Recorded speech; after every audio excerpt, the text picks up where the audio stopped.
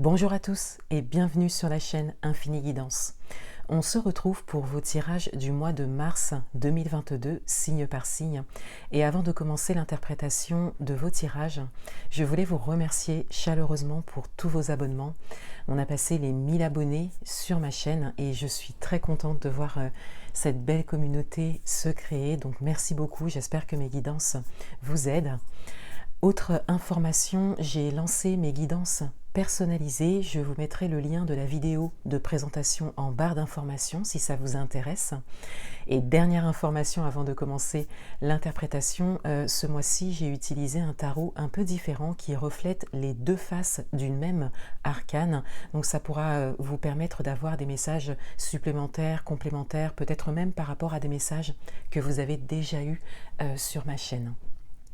Donc on continue cette série de vidéos avec le signe des taureaux. Bienvenue à vous, on va découvrir votre tirage. Et tout d'abord, on a votre énergie principale de ce mois qui est le page de Pentacle. Cette carte a été tirée et interprétée dans votre tirage Tendance 2022 que vous pourrez retrouver sur ma chaîne. Et avec le page de Pentacle, je disais qu'il y a cette idée de prise de recul pour certains d'entre vous au regard de vos énergies principales de début d'année. Donc je vous conseille de voir cette vidéo Tendance 2022 qui reflète bien un avancement et avec le page de Pentacle dans cette position, on a comme une prise de recul pour certains ou même le fait de faire un peu un pas en arrière par rapport à quelque chose qui a avancé depuis le début d'année. Et pour d'autres, il y a cette idée de continuité, c'est-à-dire que vous avez mis en place des choses, quel que soit le domaine, quelle que soit la situation, il y a des choses qui se sont concrétisées, qui se sont réalisées ou qui avancent et vous décidez de continuer en menant de nouvelles actions dans la matière. En complément de cette énergie principale, on a le chevalier de denier dans sa version sombre. Alors, avec le chevalier de denier dans cette position, on a cette idée que l'avancement que vous constatez, qui est le fruit de votre propre travail, de ce que vous avez mis en place, est un petit peu à l'heure actuelle, pas à l'arrêt, mais un petit peu freiné. Donc vous pouvez l'adapter à votre propre parcours, donc cela peut concerner des peurs, ça peut concerner également le fait que les choses avancent peut-être un petit peu trop vite, ou il peut y avoir des obstacles qui se présentent, ou vous avez un petit peu plus conscience des obstacles auxquels vous pourrez faire face par la suite, et on a cet avancement qui se ralentit un petit peu. Donc là c'est vraiment l'idée générale ici dans ce tirage. Votre atout pour ce mois, on a le 10 de denier dans sa version lumineuse. Votre atout, c'est tout ce que vous avez pu réaliser jusqu'à aujourd'hui. Que cela concerne le projet actuel que vous avez, quel que soit le domaine, ou que cela concerne un état tout simplement général, intérieur, que vous avez. Une posture de stabilité que vous avez grâce à ce que vous avez réussi à construire. Donc il y a ici cette idée de socle solide, de base, quelque chose une chose sur laquelle vous pouvez vous appuyer pour pouvoir justement continuer à avancer et pour pouvoir faire face peut-être pour certains d'entre vous à certains obstacles. Votre challenge pour ce mois, on a le chevalier d'épée dans sa version lumineuse. Votre challenge, de manière générale, c'est de continuer. C'est comme si on venait vous dire ici que le pas en arrière que vous avez fait, peut-être pour certains, ou le ralentissement que vous connaissez pour d'autres, ne doit pas vous arrêter dans votre projet. On vous invite vraiment ici à continuer à suivre vos idées. Et pour certains d'entre vous, on vous invite même à foncer.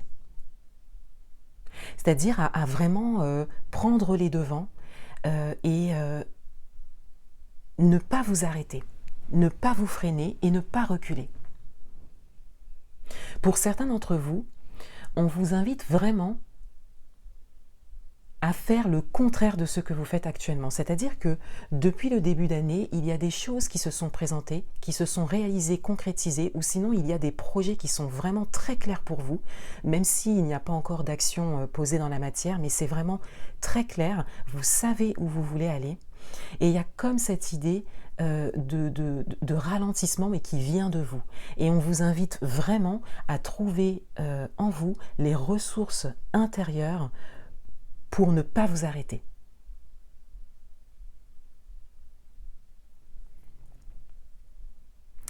Dans votre vie amoureuse, on a le 9 d'épée dans sa version sombre. Dans votre vie amoureuse, on a vraiment l'idée de peur ici. De manière générale, le mental est très présent et il y a des réflexions qui sont récurrentes et peut-être pour certains d'entre vous très présentes en permanence, ce qui crée des peurs. Et ce qu'il y a à retenir avec cette carte dans cette position, c'est le côté fictif. C'est vraiment le fait que ces peurs sont des constructions mentales. Peut-être dues à des expériences passées, ou peut-être dues à une peur de l'avenir, ou à certaines pensées, certaines réflexions sur ce qui pourrait se passer. Mais ce qu'il y a vraiment à retenir principalement, c'est le côté irréel.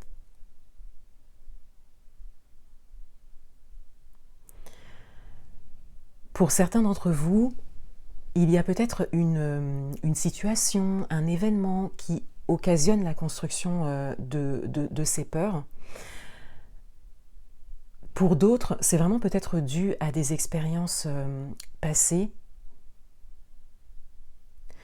Mais on a vraiment ce message ici de forte présence du mental. Et on vient vous faire prendre conscience ici que dans ce domaine, quelle que soit votre situation, que vous soyez en couple ou célibataire, vous êtes vraiment dans le mental, dans les pensées. Vous n'êtes pas dans la matière. Dans votre vie professionnelle, on a la mort dans sa version sombre. Dans votre vie professionnelle, il y a quelque chose qui se termine. Et pour certains d'entre vous, il y a peut-être déjà quelque chose d'autre qui commence. Et ici, l'idée principale à retenir, c'est vraiment le fait que quelque chose se termine pour que quelque chose d'autre commence. Pour vraiment laisser place à autre chose. Et ici, le message principal à retenir avec cette carte et dans cette position, c'est comment vous choisissez de vivre ce moment dans ce domaine, de vivre cette situation, cet événement, ce changement, cette fin. On vient